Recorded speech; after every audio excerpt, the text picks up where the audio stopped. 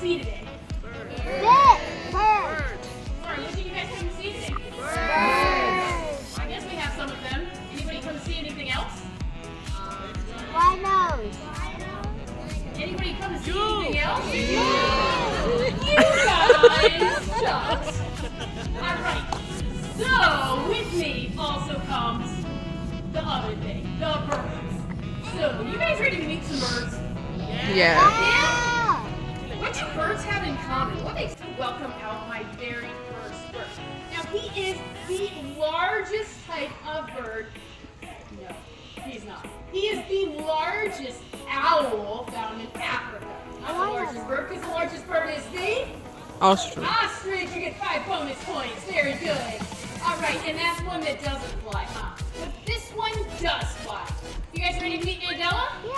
All right, he will be flying over your heads shortly, and you're going to notice some really cool adaptations that he has. Oh, you guys are better than that. Oh. Now, you guys are going to notice he's got some really big eyes on his head, right? They take up about 2/3 of the space in his head, so it doesn't leave a whole lot of room for other things, including the muscles needed to turn his eyes. So when I say, Mandela, go clean up your room, I don't have to worry about him rolling his eyes at me. All right, now we're talking about feathers. So I want you guys to listen on this light and see if you guys hear anything from his feathers. This is going to be the longest.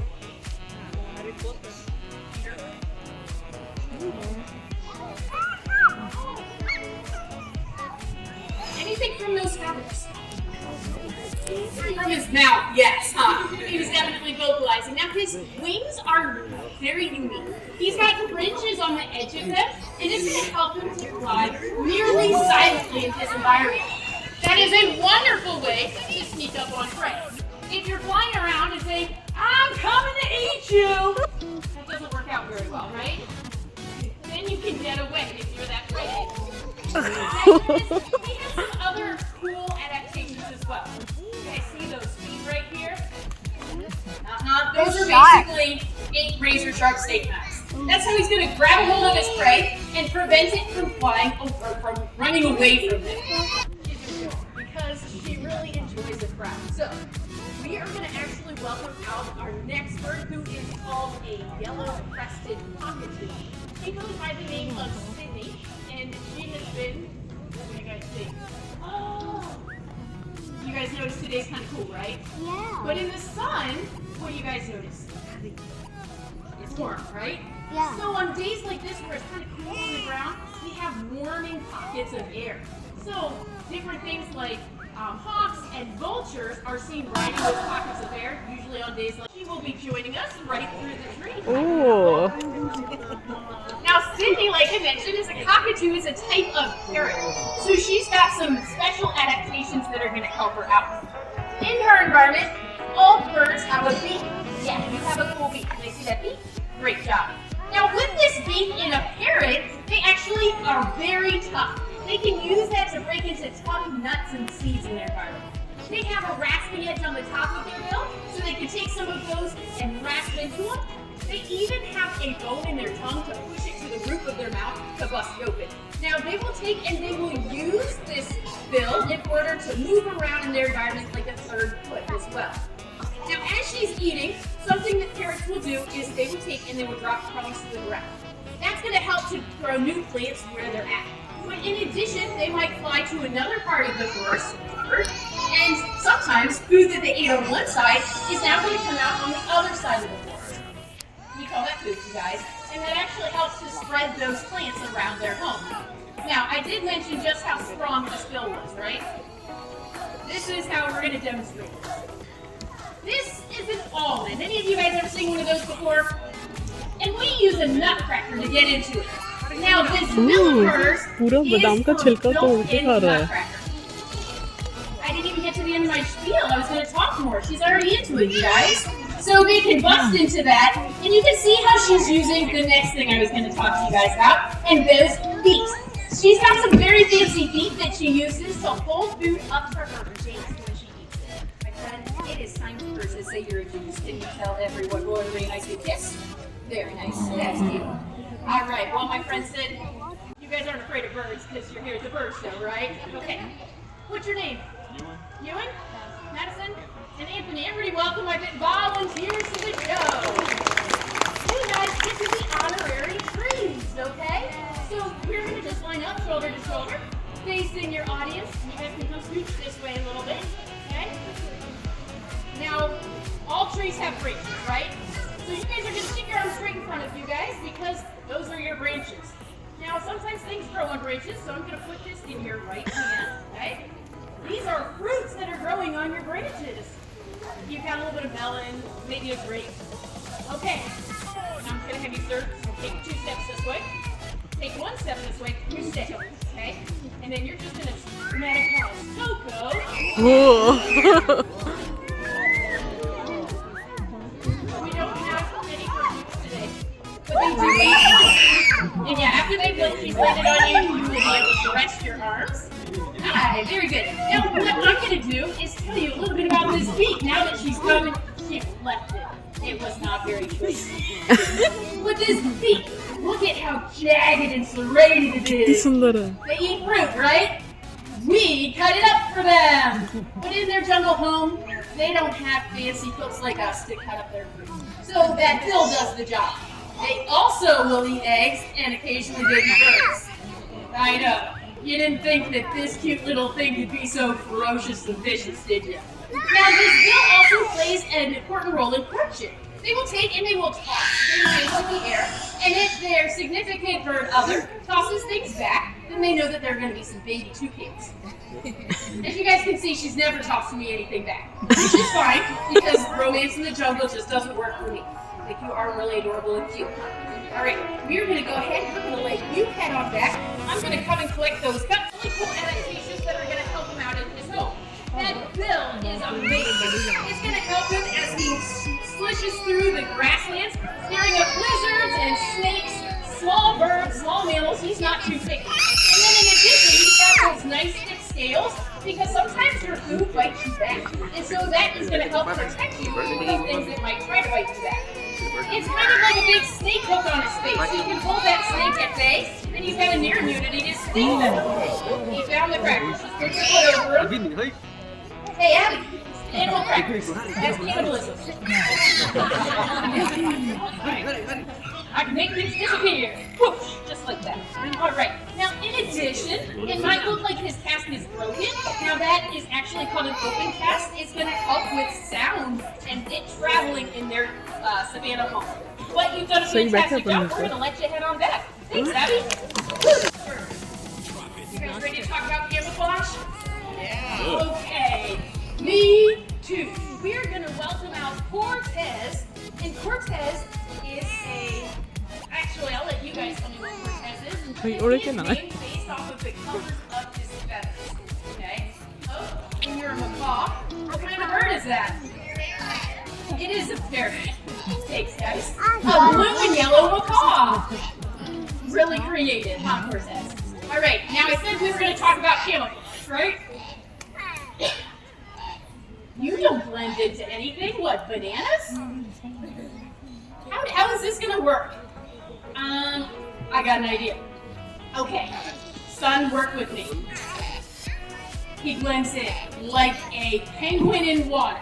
We're going to look at this tree right up here. See how the sun is hitting the leaves, and so even though they're kind of greenish brown, the sun makes them a whole lot brighter, right?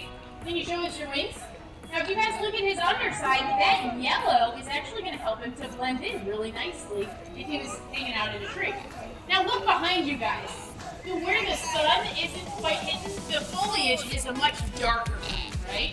So if you're sitting high in a tree and something's flying over your head, and you're sitting there, that blue is actually going to help him to blend in to the canopy that way. Camouflage? It makes sense now? Now, Cortez is pretty awesome because we get to have a little bit of fun with them too, because parrots are known to imitate sounds that they hear and whistle back their past. So this whistling is actually good stuff. Yeah. Okay. Well, he's over 30 years old, and so something he really likes is to tell stories. And so just like all stories, they start off with Once upon a time, Cortez lived with his friends in the rainforest. That is how they would sound. That's a very loud scream, and the microphone's here, and he wasn't anywhere near, right? So, in their home, he had a bunch of different friends. One of them was the farmer's billy goat. He also had a friend who was a jaguar, and that's a type of kitty. I think they even had some feral dogs. That sounds like a puppy. And there was even your friend of a feather, the ocellated turkey. Yeah. Now, one day he noticed that the forest was getting cut down. So he opened up those big wings, and he flew down to the person in charge, and he said, "Hi." He said, "What are you doing?" The person in charge said, "We are cutting down trees, we're putting in roads and plantations." And Cortez responded, because he knew how important his home was. Why is the rainforest important to you guys? Go ahead and shout out. It's Oxygen? What else? Home for animals. What else? It's got lots of different foods that we eat, right? And lumber and medicine. So the forest provides a lot of things, not only to us, but also for the animals that call that home. So Cortez knew he needed to do something fast. So he called up his friends in Sudaland and said, "Hey, you guys got any ideas?" And they said, "We do. We got a few, right?" Cortez, here's what you can do. You can be a cheerleader. Yeah, or an ambassador for your kind and for the other animals that live there, and teach everybody about why it's important. Now he's got some tips for you guys. Are you guys ready to hear what he's got as tips? Yeah. Okay. Oh, for the kids, that's a good one, Cortez. Okay, kids, here's what he's got for you guys. Plant native plants. This is going to attract native pollination, and all of those were whistles. But you know what, Cortez, it's about time to tell everyone it's time to go. Bye-bye. Thank you guys so much for coming and learning about birds and feathers and how they use them in their environment. Cortez and I are actually going to stay down here on stage if you guys have any questions. Just do me a favor and stay on the concrete. We'll stay on the tree. Otherwise, enjoy the rest of your day here at Zooland. Bye, everyone. Hi, Barbie. Please.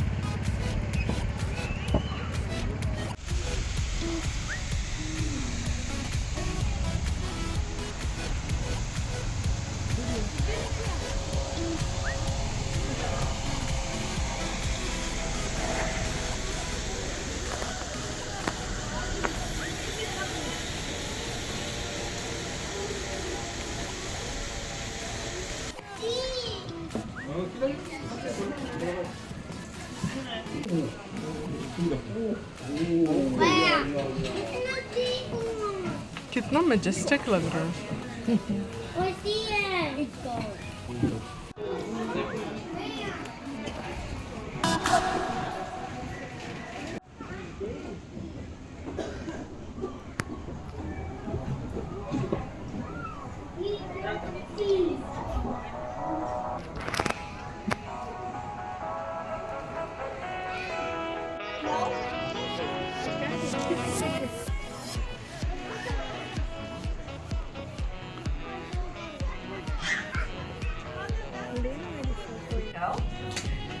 If Tiako's ready to welcome out all of you, she got stuck to my backstage ninja shirt. So, Tiako right here, it is a tenrec. Yes! So her full species name is called the Lesser Madagascar Hedgehog tenrec. And the important part of that name is tenrec. So a lot of people see me bring out this cute little spiky animal and go, ooh, it's a hedgehog. Close, but not close. So tenrecs are not actually related to hedgehogs at all. Their closest cousin is something called the golden mole, which if you look at the most convoluted family tree ever, their next closest relative are like elephants, which is insane, right? Yes. I love leading everybody into invertebrates. I saw one person nodding their head up and down, and that's all I needed was one person to say yes. Or if you all said no, sorry, I brought a cockroach with me anyway. So we are going to get ready to welcome out Spencer, and Spencer is one of our Madagascar hissing cockroaches. Oh, that's usually most people's reaction. Now what's special about the Madagascar hissing cockroach is he does not have any wings. This is a wingless, flightless cockroach, so he will be staying in my hands, hopefully for the entire duration that he is on stage with me. I say hopefully because I have accidentally dropped these guys before. But back to the United States for my final animal, and we're gonna meet a very special animal who, again, what they're eating helps with pest control. Now, by a show of hands, how many of you love rats and mice and think they're super cute and adorable, or maybe you had one as a pet, or you know someone had them as a pet? Rats and mice are really smart. They're really great animals. Nope, wrong spot again. The corn snake, yay! I know, so terrifying, so horrifying. Oh my goodness, it's a snake. This is a corn snake, and corn snakes are non-venomous constrictors. And they get their name, the corn snake, not because they're eating corn, because we already said that these snakes are eating things like mice and rats. They love to live in cornfields or vegetable farms, or think about farmers, all that food that they're growing that they would rather sell to us for us to eat. Snakes are going to find really great homes in those places because they know that's where rodents like to live, because crops equal free food. All done with a wonderful day at the zoo. Watched a couple of shows, a lot of animals, and it's built so beautifully. Yeah, that was the vlog from the Atlanta Zoo. Like, share, subscribe, and keep watching for more things.